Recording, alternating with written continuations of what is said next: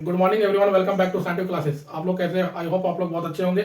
आज इलेक्ट्रोस्टैटिक का lecture number 5 को लेकर आने वाले हैं। जिन्होंने मेरे प्रीवियस 4 लेक्चर को नहीं देखे, प्लीज जाकर उसको आप देखें, उसके बाद इस लेक्चर को देखें ताकि अच्छे से वीडियो को समझ सके। देर ना करते वीडियो को शुरू करते हैं। अगर कोई भी मेरे चैनल में नए हैं तो प्लीज मेरे चैनल को सब्सक्राइब कर लें। आप लोग को एग्जाम तक लगातार चैप्टर वाइज वीडियो लेके आने वाले हैं। देर ना करते हुए वीडियो को शुरू करते हैं। आज का टॉपिक है हम लोग का कूलम्ब्स लॉ, जो एग्जाम में बहुत ही इंपॉर्टेंट होने वाली है। कूलम्ब्स लॉ, कूलम्ब्स लॉ क्या होता है दोस्तों, ध्यान दें। अगर दो पॉजिटिव चार्ज, यहाँ पे दो चार्ज है और दो चार्ज के बीच का डिस्टेंस कितना दिया हुआ आर। अगर दोनों पॉजिटिव चार्ज होगा तो दोनों पॉजिटिव के चार्ज के बीच में रिपल्सन फोर्स होगा। अगर दो नेगेटिव चार्ज होगा, दोनों नेगेटिव चार्ज के बीच में रिपल्सन फोर्स होगा। मतलब अगर चार्ज दोनों पॉजिटिव रहे, दोनों नेगेटिव रहे, तो फोर्स हमेशा क्या आएगा? रिपल्सन। अगर एक पॉजिटिव रहे, एक नेगेटिव रहे, तो दोनों के बीच में क्या होगा? अट्रैक्शन। तो ध्यान दें दोस्तों, दोनों के बीच में जो फोर्स लगेगा, दोनों चार्ज के बीच में, वो फोर्स क्या होता है? डायरेक्टली प्रोपोर्शनल होता है किसका?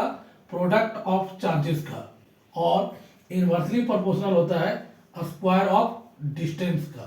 ध्यान दें, इसको बोलते हैं फोर्स। कौन सा फोर्स है? अट्रैक्शन और repulsion. The force of attraction और repulsion between two charges.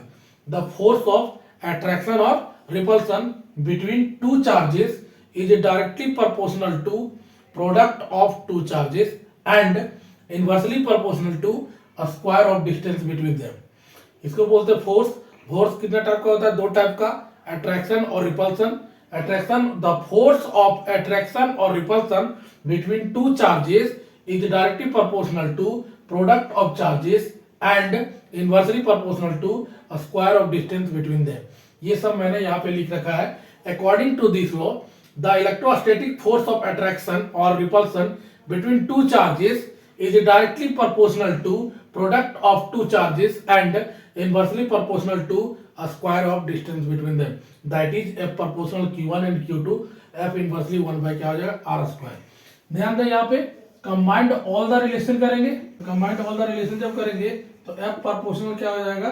q1 and q2 बटे क्या हो जाएगा? r square। इसको हटाएंगे तो f बराबर क्या आएगा? k q1 q2 बाय क्या हो जाएगा? R square. यहाँ पे ध्यान दें दोस्तों, के को क्या बोला जाता है? के को बोला जाता है कूलम्ब कांस्टेंट। एक्चुअली पढ़ रहे हैं कूलम्ब्स लॉ, इसलिए के को बोलते हैं कूलम्ब कांस्टेंट। ध्यान दें यहाँ पे कि जब भी in case of air and vacuum, जब भी एयर एंड वैक्यूम का केस लेते हैं तो के का वैल्यू होता है 1/4 पाई एप्सिलॉन नॉट, और इसका वैल्यू होता है 9 into 10 to the power 9 newton metre square पर कूलम्ब स्क्वायर। ठीक है, अब इसका वैल्यू कहां बैठाना? वहां पे। तो F इक्वल टू क्या हो जाएगा? 1/4 pi epsilon not Q1 Q2 bye क्या हो जाएगा? R square. ठीक है, आई होप आप लोगों को समझ आ रहा होगा। अब थोड़ा ध्यान है दोस्तों, क्वेश्चन में कभी कभी इसका वैल्यू एप्सिलॉन नॉट को बोला जाता है permittivity of free space. Permittivity of free space, यहाँ पे डॉट लगा हुआ है तो इसको बोला जाएगा फ्री स्पेस। अगर यहाँ एम लगा रहा था डॉट के स्थान पे तो यहाँ पे मीडियम। इसका वैल्यू होता है 8.854 into 10 to the power -12 coulomb square पर न्यूटन मीटर स्क्वायर। ठीक है, ध्यान दें दोस्तों, यहाँ पे यूनिट एंड डायमेंशन निकालते हैं। इसका यूनिट एंड डायमेंशन। अब यह ध्यान दें, के को क्या बोला जाता है? Coulomb constant. के को बोला जाता है कूलम्ब कांस्टेंट। अब ध्यान दें दोस्तों, यहाँ पे के बारे में जानेंगे। के का 3 पोर्शन है। पहला यूनिट है, दूसरा क्या है? वैल्यू है, तीसरा क्या है? डायमेंशन फॉर्मूला है। यूनिट क्या होता है? ध्यान दें इधर, एफ बराबर के Q1 Q2 भाई क्या होता है? R square. हमें के का निकालना है ना, तो आर स्क्वायर को यहाँ भेज देंगे। तो के बराबर एफ इंटू आर स्क्वायर बटा Q1 इंटू Q2। एफ का यूनिट क्या होता है? न्यूटन। आर का क्या होता है? डिस्टेंस का क्या होता है? Metre square. और चार्ज दिया है यहाँ पे, चार्ज का यूनिट क्या होता है? कूलम्ब। तो ये लिखेंगे पर कूलम्ब स्क्वायर। ये के का यूनिट है।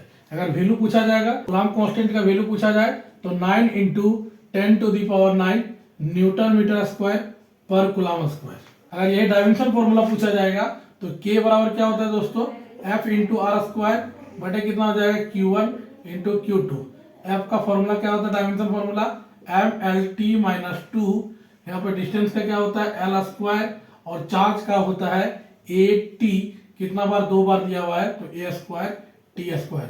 तो इसका सॉल्यूशन करेंगे तो क्या हो जाएगा, m, यहाँ पे l 1 है, यहाँ पे 2 होगा, तो l कितना हो जाएगा, 3 हो जाएगा, t यहाँ -2 है, 2 ऊपर चला जाएगा, कितना हो जाएगा, -4, और a ऊपर चला जाएगा तो क्या हो जाएगा, a -2। तो k का डायमेंशन क्या होगा, m l³ t -4 a -2। तो यहाँ पे ध्यान दे, अगर k का यूनिट, कूलम कांस्टेंट का यूनिट पूछेगा तो न्यूटन मीटर स्क्वायर पर कूलम स्क्वायर, k का वैल्यू, कूलम कांस्टेंट का वैल्यू 9 × 10⁹ न्यूटन मीटर स्क्वायर पर कूलम स्क्वायर, और डायमेंशन पूछेगा तो m l³ t -4 a -2। अब ध्यान दें, एप्सिलॉन नॉट का पूछा जाता है कि परमिटिविटी ऑफ फ्री स्पेस को बोलते हैं। एप्सिलॉन नॉट को क्या बोला जाता है, permittivity of free space. Epsilon not permittivity of free space, इसका भी पूछा जाएगा यूनिट, उसके बाद वैल्यू, उसके बाद डायमेंशन फार्मूला। ध्यान दें यूनिट क्या होता है, यहाँ पे k इक्वल टू क्या लिखते हैं, 1/4 पाई एप्सिलॉन नॉट। 4 पाई का कोई यूनिट नहीं होता है, तो यहाँ पे क्या लिखेंगे, एप्सिलॉन नॉट बराबर 1/k, ठीक है, और 1/k, k का यूनिट क्या दिया हुआ है यहाँ पे, न्यूटन मीटर स्क्वायर पर कूलम स्क्वायर। इसको ऊपर भेजेंगे तो देखिए इधर ये ऊपर चला जाएगा, कूलम स्क्वायर न्यूटन -1 मीटर -2। इसको अच्छे से अरेंज करेंगे तो न्यूटन -1 मीटर -2 कूलम स्क्वायर। अगर वैल्यू पूछा जाएगा फ्री स्पेस में परमिटिविटी का कितना होता है, तो 8.854 × 10⁻⁻12 न्यूटन -1 मीटर -2 कूलम स्क्वायर। अगर डायमेंशन फार्मूला पूछा जाएगा तो डायमेंशन फार्मूला क्या होगा दोस्तों, 1/k, और k का डायमेंशन क्या होता है, m l³ t -4 a -2। इसको ऊपर लेके जाएंगे तो ध्यान दें, m प्लस में ऊपर जाएगा तो क्या होगा, माइनस में, तो m -1, l ऊपर चले जाएगा तो l -3, t माइनस ऊपर जाएगा तो क्या हो जाएगा 4, और ये कितना हो जाएगा 2।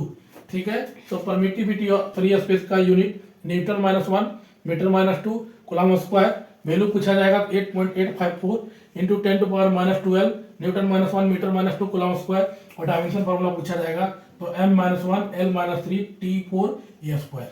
Limitation of Coulomb's law, Coulomb's law का लिमिटेशन ध्यान दें दोस्तों, कूलम्स लॉ एप्लीकेबल होता है पॉइंट चार्ज के लिए। ठीक है, कौन सा चार्ज के लिए, पॉइंट चार्ज। पॉइंट चार्ज किसको बोलते हैं, ध्यान दें, यहाँ पे अगर दो चार्ज का वैल्यू डिस्टेंस के कंपेयर में बहुत कम हो तो उसको बोला जाएगा पॉइंट चार्ज। मतलब charges are very small, charges are very small, उसके लिए कूलम्स लॉ एप्लीकेबल है।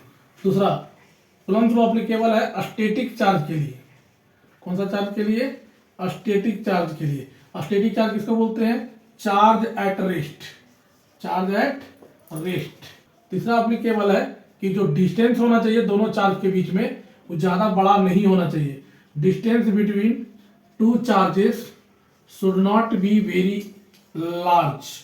क्यों, क्योंकि अगर डिस्टेंस को बढ़ाते हैं तो फोर्स का वैल्यू ऑटोमेटिक कम होगा। अगर डिस्टेंस 3 किलोमीटर लगे तो कोई मायने नहीं बनता है। उसके बाद आते हैं कि distance between two charges should not be very small. Distance between two charges should not be very small, ज्यादा छोटा भी नहीं होना चाहिए। कितना छोटा नहीं होना चाहिए, तो एटॉमिक साइज से छोटा नहीं होना चाहिए। अगर एटॉमिक साइज से, ध्यान दें दोस्तों, एटम के न्यूक्लियस में प्रोटॉन पाया जाता है, अगर इससे छोटा होगा तो दोनों के बीच रिपल्सन होगा। अगर रिपल्सन होगा तो दोनों क्या होना चाहिए, फोर्स जो होना चाहिए पूरा, ये दोनों बाहर होना चाहिए था, लेकिन ये पॉसिबल नहीं है। तो यहाँ पे ध्यान दें हमेशा कि जो दोनों के बीच में चार्ज के बीच का डिस्टेंस होगा वो हमेशा क्या होना चाहिए, distance between two charges should not be very small, ज्यादा छोटा नहीं होना चाहिए। कितना छोटा नहीं होता, एटॉमिक साइज के, एटॉमिक रेडियस से ज्यादा छोटा नहीं होना चाहिए। ठीक है, ये होता है लिमिटेशन ऑफ कूलम्स लॉ।